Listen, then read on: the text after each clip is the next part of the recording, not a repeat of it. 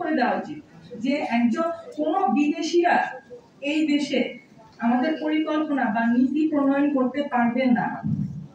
আমরা যদি তাদের কাছ থেকে কোনো সহায়তা দরকার হয়, কোনো পরামর্শ দরকার হয়, আমরা তাদেরকে ভাড়া করব, তাদের অভিজ্ঞতা আমরা শুনবো, কিন্তু সিদ্ধান্ত আমরা নেব এবং বাংলায় আমরা সেই নীতিগুলো লিখব।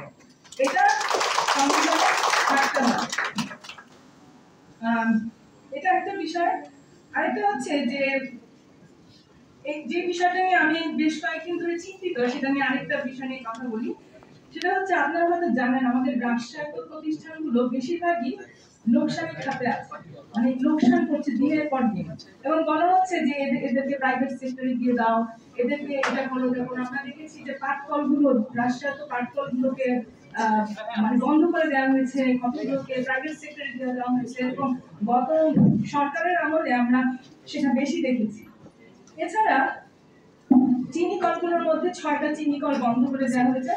এখন আমি যদি বলি যে এই যে লোকসান করছে, এটা কেন লোকসান করছে? আগে আমাদের যে কারণে এই প্রতিষ্ঠানগুলো তৈরি হয়েছিল, যেই আইডিওলজিক্যাল পজিশন থেকে বা চিন্তা থেকে, সেটা কি ছিল? সেটা ছিল যে এই খাতগুলো কৌশলগত খাত, অর্থাৎ এই খাতগুলোকে লোকসান বা লাভের জায়গা থেকে দেখা যাবে না, এগুলোকে দেখতে হবে একটা কৌশলগত খাত থেকে, মানে জায়গা থেকে, যেন আমরা বুঝতে পারি যে এগুলো আমাদের জন্য প্রয়োজনীয়। কারণ পাট হচ্ছে কি একটা গুরুত্বপূর্ণ কৃষিজাত পণ্য, তেমনি আখ যদি আমরা ধরি, সেটাও বহুদিন ধরে এই শিল্প চলে এসছে।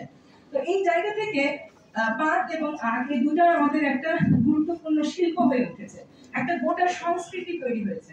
এখন এই খাতে যদি আমি প্রাইভেটাইজ করতে বলি, অথবা আমি যদি বিদেশি কোম্পানিকে বলি যে সে বিনিয়োগ করো, তারা এখানে সেটা পারবে না, কারণ এটা একটা সাংস্কৃতিক প্রশ্ন, এটা একটা বহুদিনের একটা কালচার দাঁড়িয়ে গেছে, যেটাকে সহজে ভাঙা সম্ভব না। কাজে এই জায়গাগুলোকে দেখে কিন্তু একটা সময় সিদ্ধান্ত নেওয়া হয়েছিল যে এই খাতগুলো যদি, যেমন এদিকে বলা হয় ট্রেড গ্যাপ, ট্রেড গ্যাপ হচ্ছে গিয়ে যে লোকসান করলে, রাষ্ট্রায়ত্ত কোম্পানিগুলো যদি লোকসান করে সরকারের কোনো নীতির কারণে, অর্থাৎ অথবা যদি ইন্টারন্যাশনাল মার্কেটে দাম কমে যায় এবং সেটার কারণে সে কোনো লোকসান করে, তাহলে সরকার ওই লোকসানের পরিমাণ ক্ষতিপূরণ ওই কোম্পানিকে দিবে। এই ট্রেড গ্যাপ এতদিন ধরে দেওয়া হয়, সেটা সারের ক্ষেত্রে যেমন প্রযোজ্য, সেটা পাটের ক্ষেত্রে, সেটা চিনির ক্ষেত্রে। প্রত্যেকটা রাষ্ট্রায়ত্ত প্রতিষ্ঠানে এতদিন ধরে এই ট্রেড গ্যাপের অর্থ সরকার দেয়নি, এগুলোকে লোকসানি খাত বানিয়ে রেখেছে। এবং যখনই বলা হচ্ছে যে এই খাতগুলো, এই রাষ্ট্রায়ত্ত খাতগুলোকে আবার পুনরায় খোলা হোক বা চালু করে দেওয়া হোক, তখন তারা বলছে এগুলো লোকসানি খাত, অর্থাৎ তারা নিজেরা এটার লোকসানের কারণ হয়ে আজকে তারা বলছে যে এইগুলোকে আর খোলা যাবে না, এগুলো লোকসানের জায়গা। কারণ এই জায়গাগুলো দেখার জন্য আমাদের মানে দৃষ্টিভঙ্গিটার একটা পরিবর্তন দরকার, অর্থাৎ আমাকে ওই লাভ ক্ষতির জায়গা থেকে বের হয়ে এসে কিছু কিছু জনকল্যাণমুখী খাতকে আমার মানে বেশি প্রায়োরিটি দিতে হবে। সেদিক থেকে এই যে কৌশলগতভাবে যে ট্রেড ক্যাপ দেওয়ার চিন্তা হয়েছিল এবং সেটা ভঙ্গ করে, মানে আইন নিজে ভঙ্গ করে এতদিন ধরে যে সরকার দেয়নি, সেই জায়গাটায় প্রথমে দৃষ্টিপাত দেওয়া দরকার ছিল, কিন্তু সেটা না করে আবারও যারা এখানে কমিশনে আছেন তারা কিন্তু আবারও লাভের জায়গা থেকে চিন্তা করছেন। এবার আমি বলছি না যে কারো নিউলিবারাল দৃষ্টিভঙ্গি থাকা চলবে না, অথবা সদস্যদের মধ্যে কারো হতে থাকে অনেকেই।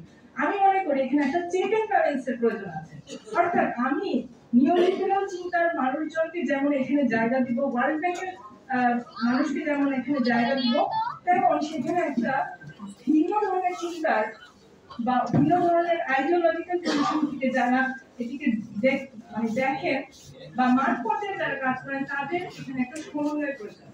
তো সেই জায়গাটাতে আমি বলবো যে আমরা যেই সংস্কারগুলো দেখছি, সেটা আসলে কতটুকু সংস্কার হবে সেটা নিয়ে একটা দুশ্চিন্তা আছে আমার মনে। মানে আমি আশাবাদী না এরকম কিছু